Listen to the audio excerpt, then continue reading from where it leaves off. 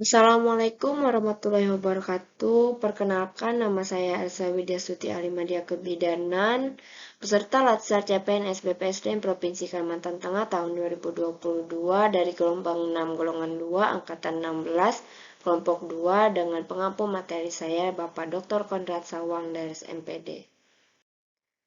Pada kesempatan kali ini saya akan menjelaskan tentang agenda 2 yaitu nilai-nilai dasar ASN. Pada kesempatan kali ini yaitu tantangan dunia.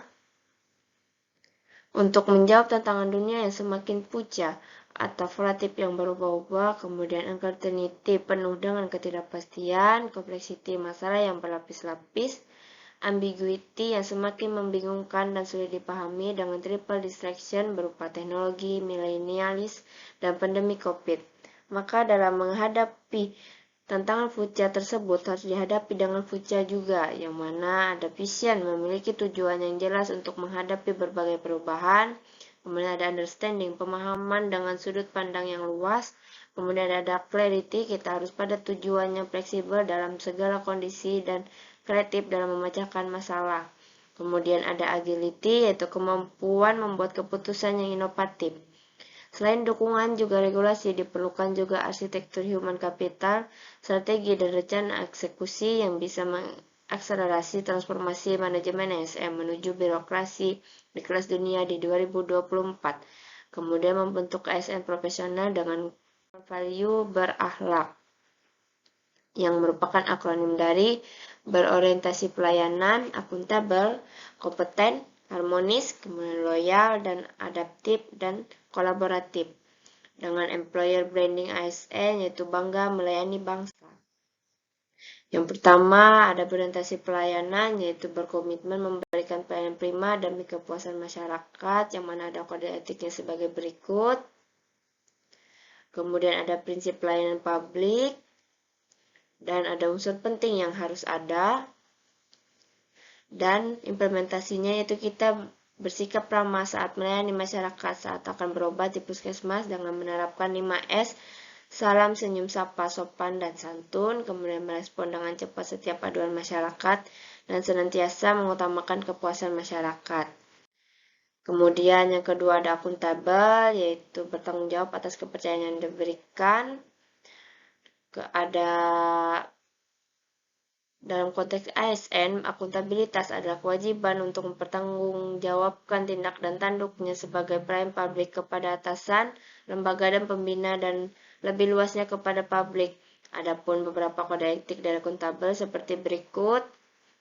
Kemudian ada pentingnya akuntabilitas, yaitu ada 3 fungsi utamanya, yaitu menyediakan kontrol demokratis atau peran demokratis, kemudian mencegah korupsi, dan penyalahgunaan kekuasaan, peran konstitusional.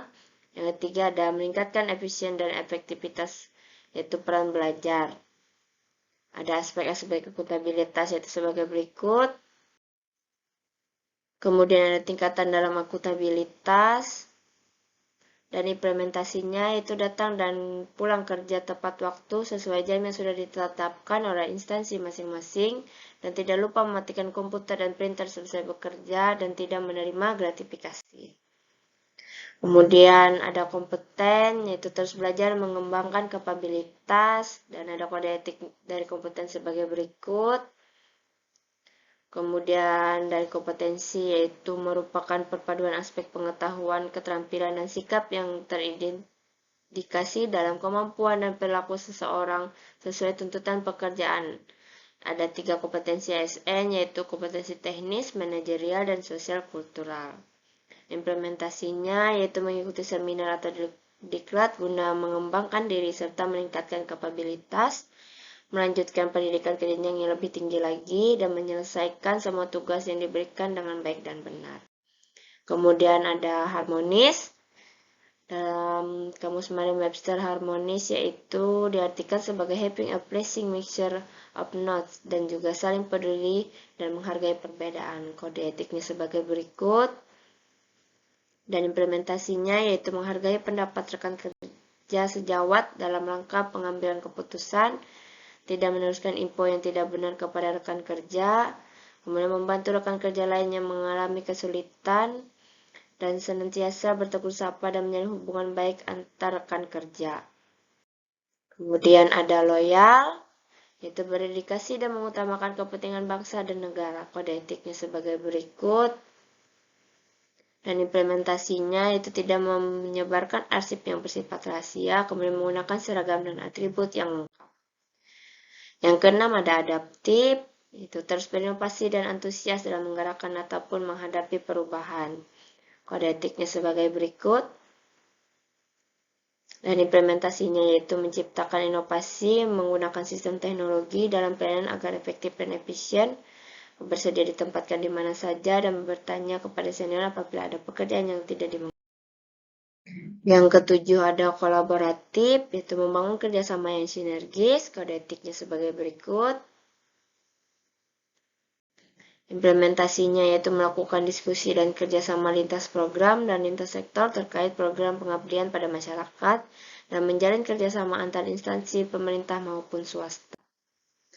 Kemudian proses yang harus dilalui dalam menjalani kolaborasi yaitu ada trust building, yaitu membangun kepercayaan dengan stakeholder mitra kolaborasi, dan face-to-face dialog, yaitu melakukan negosiasi dan baik dan bersungguh-sungguh, dan komitmen terhadap proses pengakuan saling ketergantungan dan sharing ownership, dan pemahaman bersama itu berkaitan dengan kejelasan misi, definisi bersama terkait permasalahan, serta mengidentifikasi nilai bersama dan menetapkan outcome.